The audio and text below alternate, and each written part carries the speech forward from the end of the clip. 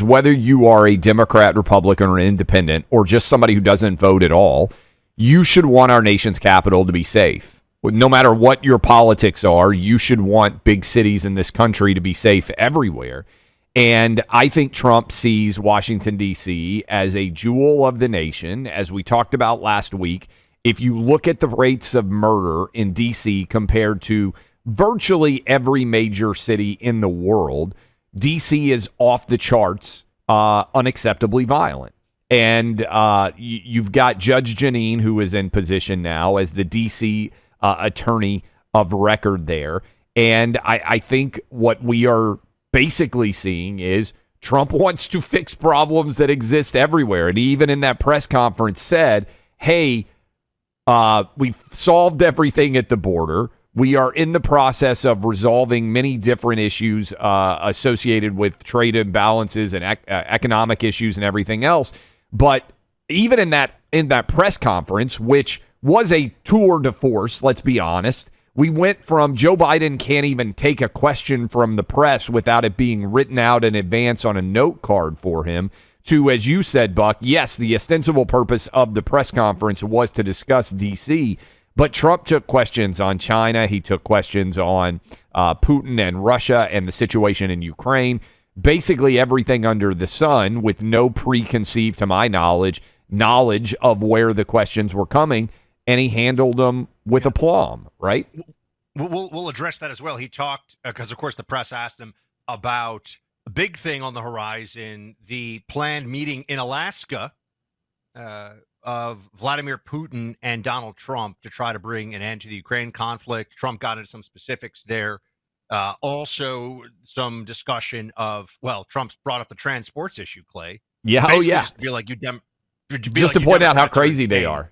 Yeah, just you guys are nuts. Just to be clear, Democrats, you're nuts. Trump just threw that in. I appreciate that. You had to season the sauce a little bit. You had to spice it up. He's like, hey, by the way, you're the lunatics who think that men should play against women in sports. So not really that into hearing what the Democrats have to say on any particular issue. But he also talked about NVIDIA with a deal to sell chips to China. He addressed some of the concerns around that. So to your point, Clay, covered a whole range of issues. And also makes jokes and is funny and the whole thing. I mean, it was a Trumpathon, okay? It was a Trump bonanza up there. You also had Pete Hegseth in the mix, Pam Bondi, the Attorney General, Judge Janine. This is very important. Judge Janine is the U.S. Attorney for the District of Columbia because there's the police and the prosecution components of this that have to get aligned. And that's a big deal. But we've all seen, I'm sure, Law and Order, right? I mean, I remember waking up hungover in college, and I think I would watch sometimes like 6 hours of Law and Order in a row on a rainy Saturday. Law and Order is addictive, but it's the police, the detectives who investigate crimes, and then the prosecutors who handle them. It's actually a good way to think about these issues. Clay, the issue isn't just in D.C. getting to the arrest, and Judge Janine made this very clear. It's what happens to the people that do the very bad thing once the prosecution is supposed to bring a case against them. And a huge problem they have in D.C. is you have these youths, I think that's how they're generally referred to in the press, people under 18 who are doing very adult crimes. And this gets into this area of, okay, if you shot somebody and didn't kill them and you're 17, Judge Janine says that you can get probation for this? This is stunning. Right. I mean, if you don't murder somebody, rape somebody, forcible rape somebody, there's a few other crimes that she pointed out. You can be 16 or 17 and get essentially you can be 14 or 15. By the way, what the heck is going on when we have a society that is producing 14-year-olds who are trying to carjack people? 14-year-olds? I went off on this, Buck. I think it's just there's no dads in homes. I mean, I think you really get down when you have a 14-year-old trying to carjack somebody. It's a fundamental failure of parenting because those kids are so young. That should never be happening. And I think it's that we've knocked dads out of so many of these homes. I bet every 14-year-old in America almost that is getting arrested for something like carjacking, there is no dad at home. I mean, almost 100%. Well, you're going now to even more upstream or root cause of the problem. And that's obviously true, and the data on this about and people get very upset about this, but it is just the truth. We're talking data. When we talk data and statistics, I don't really care if people get upset by it. In fact, it's probably a good thing that people hear data and statistics that upsets them because they need to hear it. If they don't already know it or they don't already understand the implications, they need to hear it, which basically means almost every Democrat that you know. I will say, Clay, I have a close friend who, let's just say, has been very close to the mayor of D.C. And the interesting thing here is that Mayor Bowser would like crime to go down and would like to do more. What prevents her from doing more, politically speaking, I'm not saying that, I'm not absolving her here, but Trump, you'll notice, Trump isn't as hard on Bowser as he is on like a Gavin Newsom or the mayor of Chicago. Yeah. I mean, there are people who are in positions of authority in this country, mayors and police commissioners specifically, and city councils, who are just flatly insane. They're pro-crime. They're all Democrats. There are no Republicans who are actively pro-crime. There are Democrats who are actively pro-crime. And the problem in a place like D.C. is that the city council is insane, and there are considerable contingents of the black community in D.C. that react very angrily and politically to any crackdown by police. So what this does is it creates a situation where President Trump now, by federalizing this issue, could dramatically bring down the crime rate in our nation's capital. I said could, but it is possible. And then you would have Bowser, the mayor, who's obviously she's a black woman, she's the mayor of D.C., been mayor for years, is in a sense insulated from the political blowback among some members of the black community for the crackdown that will make all members of the black community and all D.C. residents safer. This is, this goes very deep, but this is the problem. Why is there such pushback? Because Democrats play this game, and elected Democrats, a city council plays this game. Clay, people forget this, and we can get into a little more of the home rule of 1973 Act and how it affects D.C. Congress has ultimate responsibility for D.C. There's the home rule means that there's the mayor, and there is a local jurisdictional situation for, and you can vote for the people in charge of your day-to-day life in D.C., but the President Trump actually has some specific authorities as the president, especially under an emergency declaration like this. Congress not only can deal with budgets in the district, Congress can override legislation passed by the D.C. City Council. And I would remind everybody that I forget the year, but it was pretty recent where Congress stepped in to override the D.C. City Council, making the punishment for carjacking less. Yeah. Too crazy even for Democrats. So this gives you a sense of what they're dealing with, Clay, in the city in our capital city.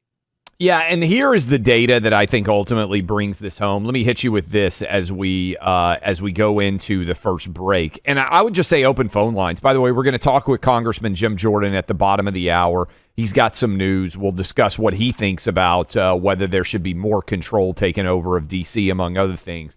But, Buck, we mentioned this last week. The White House just shared this. I want anyone out there to defend this, regardless of your politics. 800-282-2882. The 2024 murder rate in Washington, D.C. was 27.5 per 100,000, right, residents. Listen to these other cities that aren't exactly known for being wildly safe. Bogota, Colombia, you heard Trump talking about it, 15.1. Mexico City, 10.6. So our murder rate is nearly triple what the Mexico City murder rate is. Listen to some of these others. London's is easy because you can barely measure it per 100,000, which is what they usually do. Per 100,000 homicides is how you get these numbers. London's is 1. Yes, that's 1. right. But, I mean, Islamabad, do we think, hey, this is 9.2. Lima, Peru, 7.6. Paris, 1.6. You heard Buck mention that London is 1. Madrid is under 1. Delhi in India is 1.5. Havana, Cuba is 1.5. Why would anyone? I think this is a sign of how broken Democrat ideas are. We've got a clip. We'll share it for you eventually of MSNBC analysts coming on and saying, well, this is evidence of Trump's racism, that he's trying to crack down on crime in Washington, D.C. Their ideas are broken, and they don't want good things to happen if Trump is involved in them, because that points out how they were unable to fix things. One of the initial points you made, Clay, this is something that everyone reasonably, rationally should be behind. Democrats won't. And this is both the right thing to do and the smart thing to do. The right thing to do because it'll mean fewer carjackings, fewer murders, fewer rapes, fewer gang stabbings, which will disproportionately, by the way, mean less of that happening in the black community in D.C. I already gave the stats. We know what the stats are. Over 90% of those who are incarcerated in the District of Columbia for crimes committed there are black. So it will disproportionately affect members of the black community who are law-abiding, who want to be able to go on the metro or go to work or just walk through the park and not be stabbed or attacked. And it's going to be high profile. This is why it's smart. It's going to be something that even the press is going to have to cover. They don't want to, but they will, because it is our nation's capital and they live there. Where does the media live? New York and D.C. If this is going on in their backyard, guess what? They're going to have to deal with this. And this can show the failure of Democrat policies on crime and the success of Trump and the Republicans on this issue in a way that will become unavoidable. I think it's a really big deal, a big moment. I'm very pleased to see the president doing it. Let's talk about gold for a second.